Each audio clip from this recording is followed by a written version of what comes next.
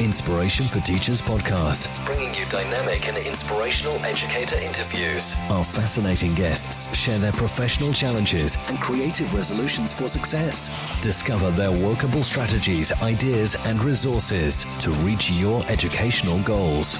And now your host, Kelly Long. Welcome to another Inspiration for Teachers podcast episode. I'm your host, Kelly Long, and I'm super thrilled that you've joined me today. We've got lots of knowledge on the show with our guest, S.Hayden. Scott is a Grade 1 lecturer of creative media production and assessor of apprentices at Basingstoke College of Technology here in the UK. In 2014, Scott was awarded a Lifetime Achievement Award for his innovative use of social media and application of educational technology in the classroom. So we're going to be diving on into that challenge a little bit later on. So a huge congratulations, Scott, for winning that award. But I would like you to get a bit familiar with our listeners now and let them get to know you a bit better. So please could you give us a bit more background information as to who you are and what you've done in education, please? Of course, thank you. Yes, I've been at Basingstoke College of Technology now for near to 5 years. In particular, my passions and focus has increasingly taken me towards, as you say, educational technology and the use of social media in my lectures as well. So I've been really sort of focused on using new tools and techniques and methods that perhaps are a little bit unorthodox and unusual, but I only ever use them because that's what I see in industry. Every time I go out to assess my apprentices, I see them engaging using apps, vlogs, podcasts, websites to document evidence for their employers. And I do music video work. I direct music videos for independent artists in the summer. And the tools that I see in industry and the methods I see my peers using in industry, I try to bring back and apply into my actual teaching with my students, whether it be blogs or vlogs or using online tools to evidence pre-production planning. That sounds so interesting, and you said so many things there that I want to dive into with you a little bit later on in the episode. But before we get to that challenge and before we get all of that value from you, what I like to do on the show, Scott, is get some immediate takeaways, some value added that we can give to our listeners. So what I've been asking of my most recent guests is a question surrounding what teaching and learning is all about and trying to get to the heart of it. In your opinion, what do you think the most powerful tool or strategy a teacher has in their toolkits that they can use time and again or should be applying in their classroom time and again to support learning? In terms of a specific tool that I've been using and that I come back to time and time again, it is the use of something like Twitter, for example, which I know is not as popular as it perhaps I feel should be in education, but it's a tool that's invaluable in the sense that you can gather formative feedback from your learners on a particular topic by having hashtag debates. For example, every morning in my lecture, we will talk about a particular issue that's interesting to them. As we're recording this, Bruce Jenner, Kim Kardashian's stepdad, was being discussed by some of my students. They were talking about gender representation and the ethics and morals of the media in depicting and portraying and at times hunting this man in the media, and we were discussing the do's and don'ts and the rights and wrongs, and we ended up taking it online using the hashtag BCOTREP, BCOT because it's Basingstoke College of Technology, rep as in representation, and my students were tweeting, debating, arguing with each other online using that tag. And because it was visible beyond the walls of the college, other colleges who I liaise with externally, they join in with their students as well.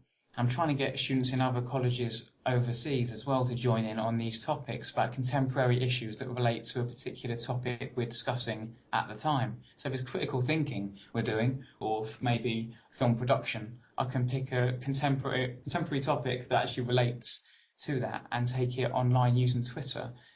Students can actually tweet throughout a lesson as well, with pictures, videos and comments and thoughts as well on a particular tag that relates to that body of work, which we can then go back to as a formative check on learning and also as a way for them to build evidence as we progress.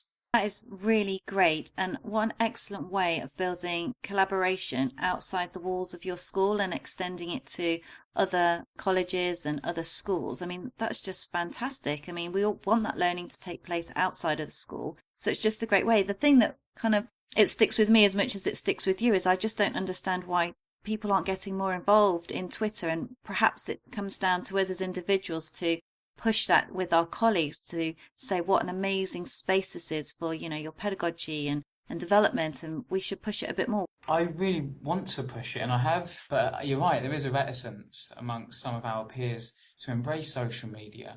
Because it sounds a little bit, I don't know, childish or flippant. It's got the word twit in, which, it's the English sort of idiom for someone who's a bit silly. So I think it's sort of, because of the title of it, maybe as well, for some folk, it just seems not for them or for younger people, perhaps. But some of the best practitioners in the world are using Twitter in many different disciplines. Education is a great example of that. In terms of UK FE chat, for example, hashtag UK FE chat on a Thursday evening from 9 o'clock. Some of the best practitioners in the country go online for an hour to share the best practice, their links to their prezzies, blogs, examples, debates, and engage and share and develop and evolve their practice every single week. This is happening on hashtag UK Ed chat as well. People are engaging and developing as practitioners by sharing and growing online. So I'm all for social media, and Facebook as well in particular. I have groups for my students, my tutor groups, to liaise and contact one another, share ideas, videos, memes, images, and add comment threads that exceed 30 posts from students. That's outside of lectures, just them engaging and developing and consolidating and extending their knowledge, which may start from a topic I give them, or it may just be one of them sharing a picture of something and then them elaborating and expanding their knowledge. Wow, I think what we really need to do, and I think all of our listeners that tune into our show regularly, I think we really need to promote Twitter and the value of it with our colleagues and really demonstrate to them how it can add value to them. So thank you for sharing those hashtags with us, Scott, because we'll really push those forward in our episode. Let's move on to a shift here, because what we're going to do is we're going to move on to what excites you right now and what you would most like to change about education. And we always find that it gets really quite sticky around the change one. So I try to keep it to 60 seconds, but I'm still working on that. That's a goal for me. But in 60 seconds, can you tell us what excites you right now about education and what you'd most like to change and why? So what excites me right now about education is that I feel it's a digital industrial revolution right now, and we're genuinely privileged to be working at a time of new technology and social media to make relevant our subjects to industry, to make work in the classroom real and live and with high stakes that transcend just the grade. To connect with business, in particular, using social media, we can do that, I believe. What I'd most like to change, the reputation of creative subjects such as fashion, media, art, music and drama, and how they're somewhat denigrated by politicians in particular. For example, my topic, what I specialise in, media, has got a relatively poor reputation in some older academic circles. But right now, in this revolution that's taking place right now with EdTech in particular and the way things are shifting in industry, my subject's grown to prominence in the fact it teaches communication techniques, digital literacy like website development, blogging, social media, teamwork, critical thinking, problem solving, technology, managing projects in ways that relate direct to industry and the environment that the students are going to navigate when they go into industry. So my students learn audio, film, advertising, marketing, social media, photography, journalism. Media in particular, I feel, teaches a highly attractive and transferable skill set to contemporary business. All business has a media component like marketing or advertising. So I think it's important to shift the context and the way that creative subjects in particular are framed in the scene, because the conception of them at the moment is somewhat misguided and a little bit narrow-minded. Well, today, Scott, I was having some training. We've just had a new media suite put into our school, and I was just like, wow, this is totally amazing. I'm a business studies teacher, so they've created this suite for us all to use. It's for all subjects. And I was just having like mind explosions thinking, wow, I can do this with this in my lesson. I can use podcasting. I can create videos. We can do webinars. We can have one group of children off-site recording stuff, and I was just like, the possibilities are endless. And we need to be showing those skills to our students, because that's what businesses are demanding. They're shifting more online. They're getting more creative about how they offer their products and services. So we need to give them those skills. Absolutely. So it's particularly with media, so relatively young subjects. So we're training people for jobs that haven't yet been invented. So I understand some people's misguided idea as to what it actually means, but every single business has media component to it.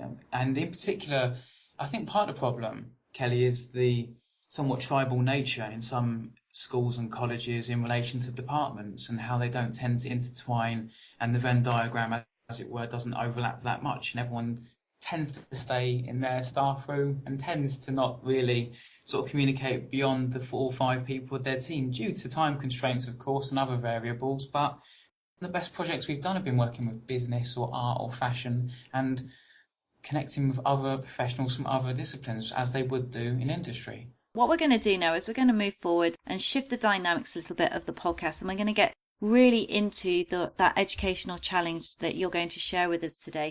Can you just set out the scene for us and explain to us what it was that you found was the challenge and how you overcame it?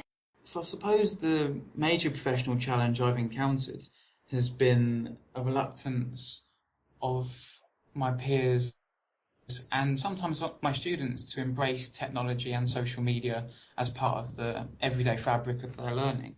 So some of the ways I've actually gone about solving this issue and overcoming this challenge have been by trying my best to prove it to be undeniable, by gathering evidence that it works in a way to gather differentiated evidence from the learner.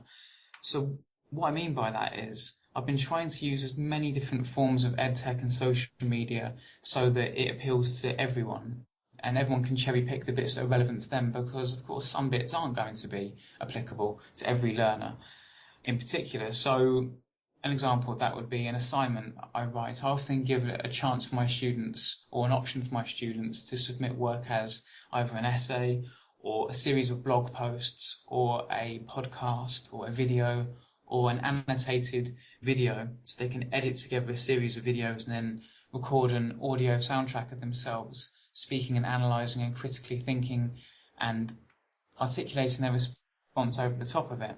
So by having differentiated approaches and having them choose the route that's best for them, has been a way I've managed to sort of solve the problem of them being a little bit unsure as to which one I was making them do. So they could choose. They dictated the actual flow of the assignment and the criteria and how they're going to be assessed. I've been, in particular with social media, some people are a bit reluctant. Students can be more embracing than older people and our peers, but in terms of social media, I've found that by giving the students an option to use different forms and to pick the one that's best for them, and as our course progresses in the second year to only use the social media and only use the tools that best suit them, and for me to shape the assignments around their method and their approach and their preference, it's been the best way forward. So some students prefer LinkedIn, for example, to communicate and recommend each other and write references for each other and to endorse each other's skills. After each unit, for example, on our BTECs, my students go into LinkedIn and endorse each other's skills and write each other references. If they get a distinction, I will give them a reference on their LinkedIn profile. They get endorsements from the third-party clients that work alongside us as well on LinkedIn, which has been really effective in helping them become more employable. The students can evidence their work pictorially and gather images and annotate them to actually show the development of a project from its inception through to the actual deadline submission as well. So some students prefer to use that particular tool to evidence their work and to gather the story of their progress.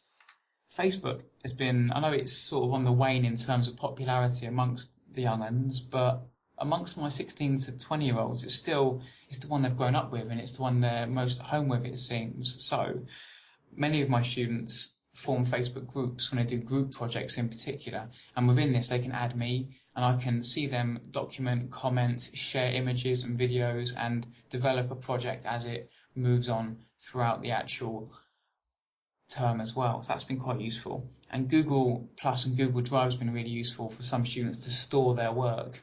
On Google Drive, 15 gigabytes of free space. So to share and collaborate on a document and add me to it as well, so I can add comments on the right-hand side of their document.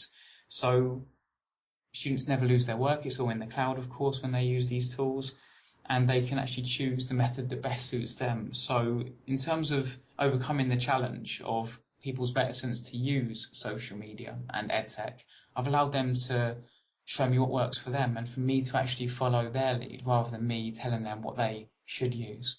So there seems to me, Scott, that you're very au fait with all of this because of your background, and you probably work a lot in social media. But for somebody who doesn't really use it that often, or for somebody that's thinking about implementing social media into their schemes of work or into their lesson planning, what would you recommend as the best way to determine what type of software or what type of application they should be using and in what scenario?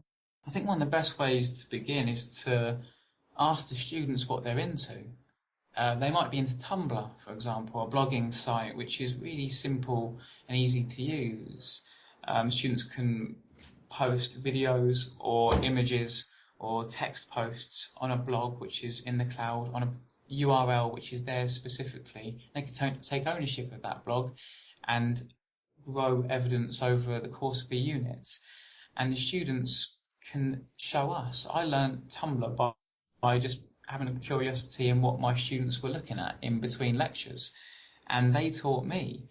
Facebook groups. I don't use social media in my personal life at all, Kelly. I only use it for work because that's what my students are doing. That's how they interact, and that's how industry works. So I feel a duty to align myself with both industry and my students. You must have found some amazing discoveries as you've gone on this journey. So what really stuck out for you? What was really exciting that you can share with our listeners? So in terms of particular tools that work really well, making blogs with your students, making Tumblr blogs, WordPress blogs in particular, for students to evidence their work and to put all of their assignments, videos, podcasts onto, really works well in the sense they never lose their work and they take immense pride in making sure their blog's up to date and that it's got a good theme to it as well. They can embed their Facebook and Twitter and Instagram into it as well.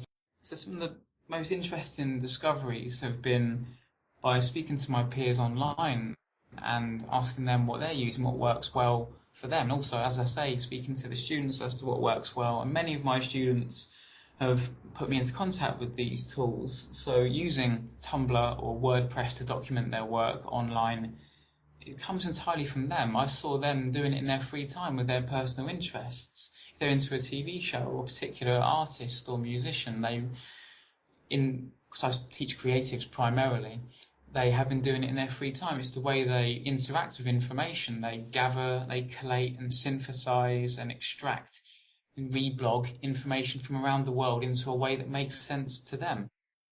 You must have seen so much more engagement from your students by having that process in place.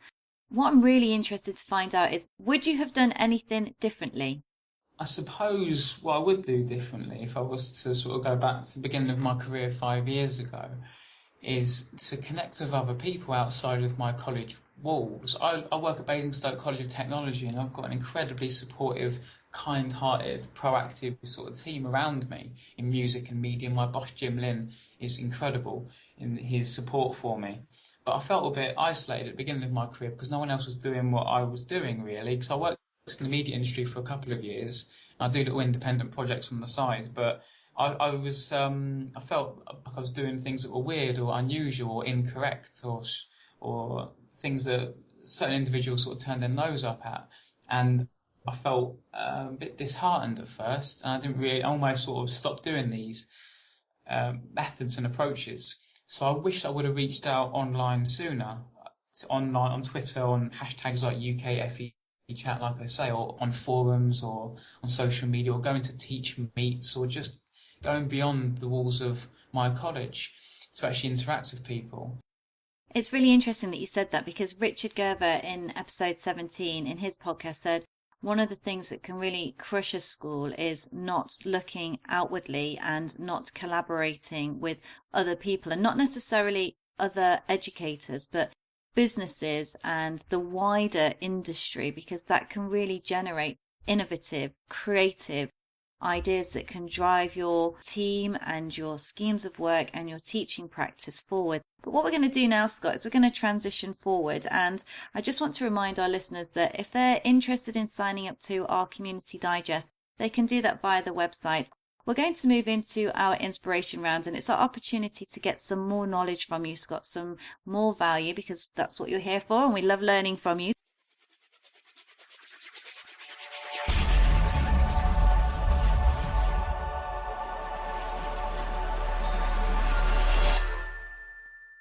What we're going to do is ask a question that's talking about you and putting you in the spotlight and really getting to know what your proudest moment was in teaching. In particular, sort of taking my students on set with me and for them to sort of give me ideas and to work alongside me as fellow practitioners is glorious. I love that feeling of getting to do that. And yeah, the times thing was embarrassingly kind. I felt out of my depth enormously being there amongst those incredible people, but it made me feel like what I was doing had some value. Oh, I think it has, and I think our listeners will be learning so much. It's fabulous. So well done from me to you. And if you ever want to take me on set with you, I'm willing to learn all of that stuff. So by all means, take me along. So what we're going to do, Scott, is we're going to move on now to the best advice you have ever received. It was when I was training to be a teacher, actually, and I remember being told that it's performance when you teach. It's not you're acting. It's a complete role you need to inhabit.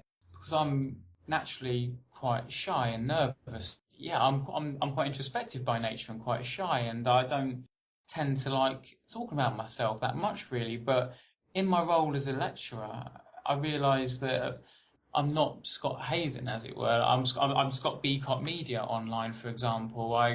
That's like a role I inhabit online as well. So I'm just sort of acting out a role of what I want a lecturer to be to my students, really. So it's performance, isn't it, when you're teaching? And with that being told that when I was training was the best possible thing I could ever hear, really, to realise that it's completely acting, isn't it? That's great advice for new teachers. And I also, something sticks in my mind, and it's very much business related. Fake it till you make it. And that's basically implying, just identify the good practice that everybody's doing and you do it. And at some point you'll be there as well. Yeah, maybe that's what I've done. I've just copying people I admire, like great lecturers and teachers that I admire. I'm just trying my best to try and replicate them. That's fabulous. And everybody needs a hero. So let's move on now to your sources of inspiration. So a UK FE chat, that hashtag I mentioned a few times. I admire so much what Sarah and Jane are doing there. In particular, Sarah Simons, who heads it up, she has been an incredible inspiration in terms of her energy and enthusiasm and problem solving and relentless positivity. And Jane as well at UK FE Chat shares that approach to a never say die attitude to moving forward and never complaining, never whinging, always trying to be creative and think around any issues that come up. So that's something that I've needed and I've really benefited from. So definitely Sarah and Jane at UK FE Chat. Rachel Jones, of course, a previous guest on your podcast. Yes, episode 8, if our listeners want to go back and listen to Rachel, she's totally cool and loads of ideas. So you'll love it. It's all about implementing and embedding IT across the curriculums. Rachel was one of the people that I was speaking about when I said how I felt less alone when I reached out online to people beyond just the walls I work within and saw someone doing something a bit like what I was doing. I reached out to Rachel and was tweeting her and messaging her, and we've become friends, and now we sort of collaborate and work on projects together and conferences as well. So that's been enormously useful.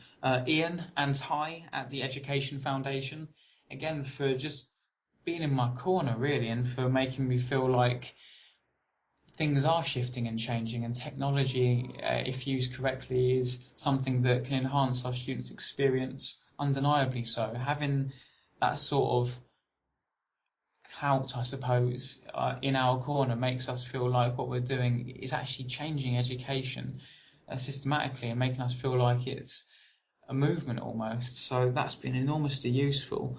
Also, when you asked me this question, I sort of thought more about my heroes, I suppose, outside of education, which they're the people I sort of try and be like, I suppose. I like rap, weirdly, Kelly. I like Scroobius Pip, who's a rapper from Essex, who's incredibly innovative in the sense that he uses spoken word poetry, rap, social media. He's got his own website he runs as well. He does his own gigs, and he's incredibly inspirational to me in the sense that he's not restricted to using one particular methodology. So he directs music videos, he works and produces his own stuff as well as doing his own merchandise, and there's something about that approach to creativity and not being restricted by one particular discipline that really appeals to me. And you can also transition that into other subjects, because I remember watching a Teach Meet presentation, and the name of the person escapes me now, and I'm really sorry if you're listening to this episode, but they were talking about how they use rap music in English to get children to punctuate and use grammar and use spelling, and what a good way to capture their imaginations and teach them the skills that they need. Absolutely. It's bizarre to me that someone wouldn't want to do that. That's incredibly fun, like taking a Jay-Z lyric or something by Childish Gambino and looking at the use of assonance and the use of pathetic fallacy, for example. It's a great in to the actual subject. Then you go on to King Lear, and then you can actually move on to Midsummer Night's Dream.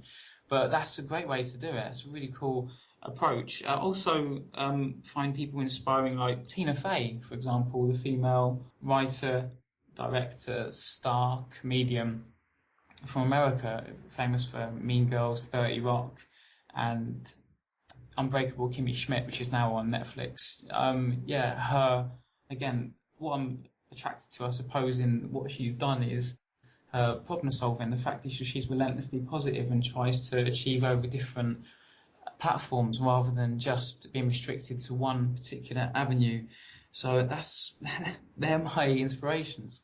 That's great. And we also need these external influences on us, because it's how we draw on our own inspiration and our passion, and it really helps to drive us forward. And I love Tina Fey. She absolutely cracks me up. So what we're going to do now is move on to a habit that works for you time and again. I mentioned the Twitter debates. They're really useful as a starter or closing activity to get your students either consolidating what they did in the previous lesson or to get them thinking about a particular issue before the actual learning begins. That's really useful to check on their literacy and as a way to get everyone to answer a directed question at the very beginning or at the end of a lesson. A habit that I'm in right now actually is by recording my feedback as vlogs, as videos of me looking down the lens and talking to the student, giving them feedback that way, or as a podcast, which I can record on my phone or tablet, and my students can listen to on their phone or tablet to actually get information on how they can improve their work in the future. So vlog and podcast feedback, which I find takes me half the time to actually do than written feedback. And I find that my students are 10 times more likely to actually look at and digest and actually show development from.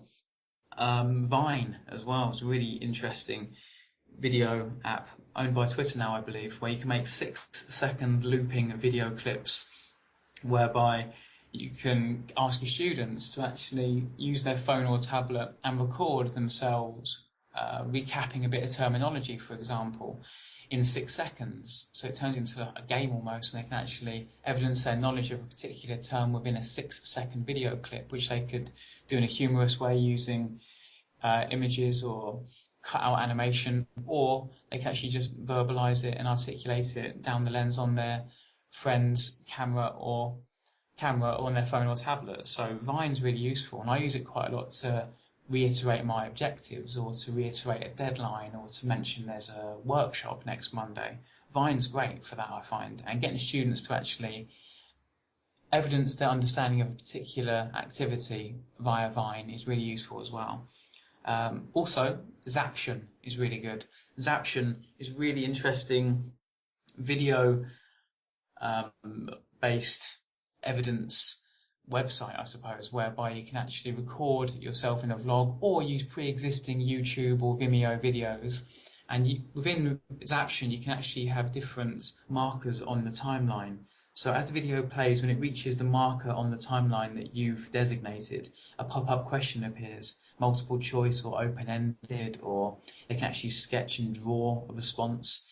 And the video won't play any further until they've actually answered that question. So it creates a real immersive sort of video interactive experience. So I've been using that quite a lot, speak to my students so they can actually prove they're paying attention before they move on the video clip. So Zaption is really useful. So many good resources there and ideas. It's just fabulous. Thank you, Scott. But what I'd like to ask of you now, is there a resource or a book that you have relied on that has informed your teaching practice that you can share and recommend to our listeners, please? Of course.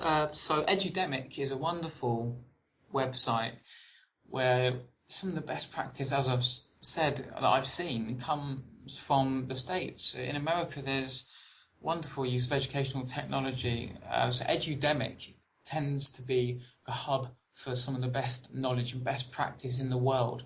Really well-written articles, easy to digest as well, which you can favourite or pin to your Pinterest board like I do to go back to later on in half terms, which for similar reasons is a great bank of resources, tools and tips and inspirations written by fellow educators. Pedagoo is a really good blogging site based in the UK with a lot of the best UK practitioners writing posts about their particular experiences and ways to overcome them.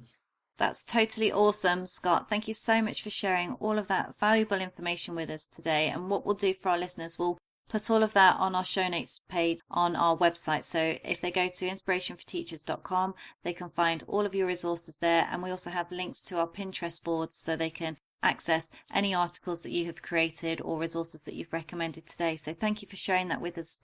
We're nearly at the end of the show and we're going to say goodbye very soon. But from me to you, I'd just like to say thank you so much for joining me as a guest. I have really valued everything that you have shared and I have learnt a lot and I can't wait to do so many of the things that you've recommended and use so many of the resources in my own assignments. So thank you from me. Before we say goodbye, how can our listeners contact you? Via Twitter, I'm at Bcot Media, that's BCOTMEDIA. My blog, which I update every day with work for my students to develop and consolidate their learning, is bcotmedia.tumblr.com. Thank you for joining us today on Inspiration for Teachers. For more resources, tips and advice, visit our website, inspirationforteachers.com. If you enjoyed today's episode, we would love to connect with you. Just click like on our Facebook page at facebook.com/inspirationforteachers.